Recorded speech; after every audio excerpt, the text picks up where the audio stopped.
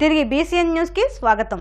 ఒడిశా రాష్ట్రం గంజాం జిల్లా సుమాడి జాతీయ రహదారి సమీపంలో శ్రీకాకుళం జిల్లా ఇచ్చాపురానికి చెందిన శ్రీ సత్యసాయి స్కూల్ బస్సు అదుపు తప్పి బోల్తా పడింది.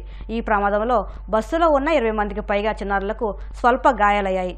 గమనించిన స్థానికులు చిన్నారులను సమీప ఆసుపత్రికి తరలించి చికిత్స అందించారు.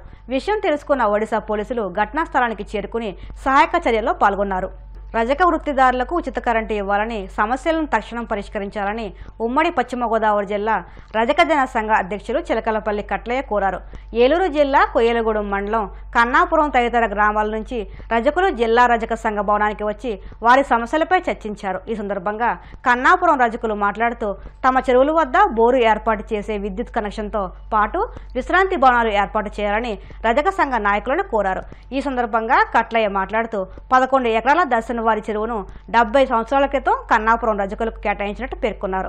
ఆక్రమణదారులతో రజకుల చెరువు 5 ఎకరాలు కుంచుకుపోయిందని ఆవేదన వ్యక్తం చేశారు.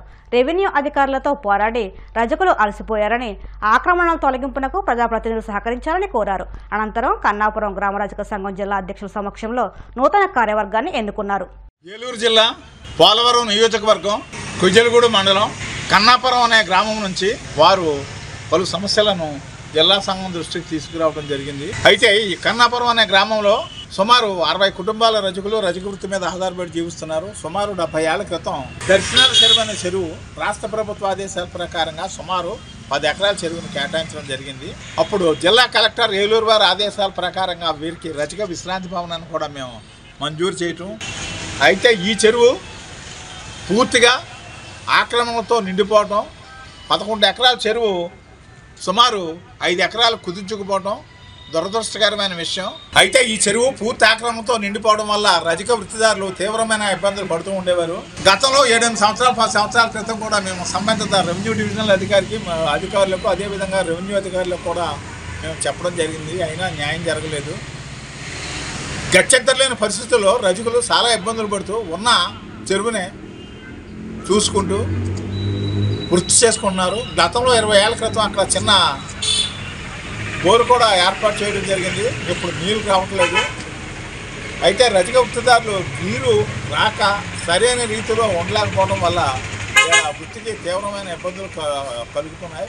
అయితే నూతనంగా ఏర్పడిన ఎన్డీఏ ప్రభుత్వం ద్వారా గౌరవ ఎంపీ గారిని మోటారు బోరు ఎలక్ట్రికల్ కనెక్షన్స్కే వీరు కావాలని కోరుతున్నారు. అదేవిధంగా 10 లక్షల రూపాయలు పెట్టి రజక కమ్యూనిటీ హాల్ కూడా కట్టించాలని వీరు కోరుకుంటున్నారు. అయితే రాష్ట్ర ప్రభుత్వం జీవో 75లో ఉచిత కరెంటు రజకులకు ఇమ్మనమని ఇచ్చింది.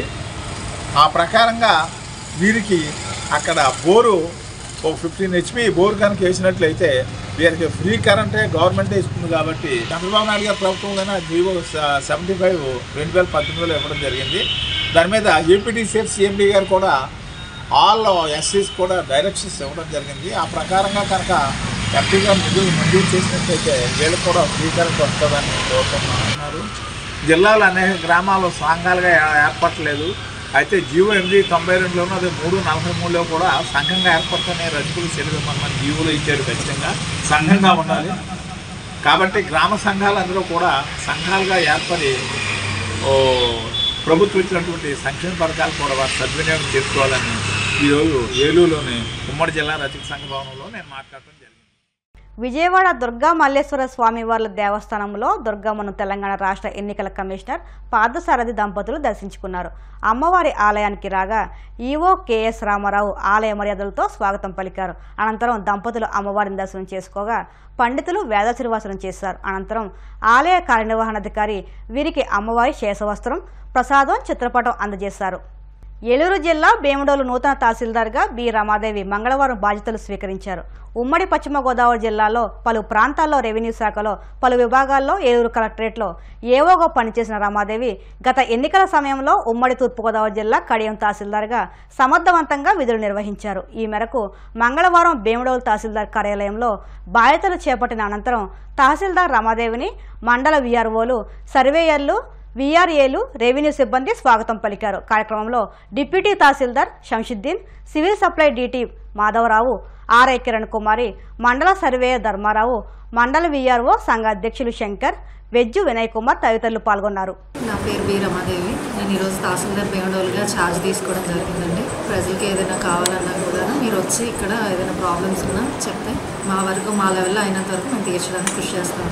గతంలో నేను తహసీల్దార్ కడియం చేసి ఇక్కడ ట్రాన్స్ఫర్ అయ్యొచ్చని ఈస్ట్ గోదావరి నుంచి బదిలీపై ఇక్కడికి వచ్చాను. నెల్లూరు జిల్లా ఏవో కింద చేసి ఈస్ట్ గోదావరి నుంచి మళ్ళీ బదిలీపై ఇక్కడికి వచ్చాను. వార్తలు ముగించే ముందు ముఖ్యాంశాలు మరొక్కసారి. కర్నూలు, పల్నాడు జిల్లాల్లో విషాద ఘటనలు, వేరువేరు చోట్ల 2 విద్యార్థులను ఆత్మహత్య.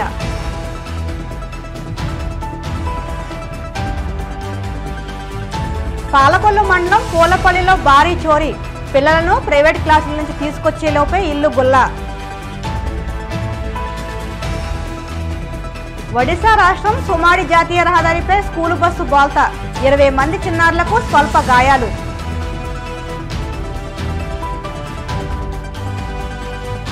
విజయవాడ దుర్గమ్మను దర్శించుకున్న తెలంగాణ ఎన్నికల కమిషనర్ పార్థసారథి, ఆలయ మర్యాదలతో స్వాగతం పలికిన అధికారులు. ఈ వార్తలు ఇంతటితో సమాప్తం. మరిన్ని వార్తల కోసం BCN digital YouTube channel, Facebook పేజీని ఫాలో అవ్వండి. అప్డేట్ వార్తల కోసం ప్లీజ్ సబ్స్క్రైబ్.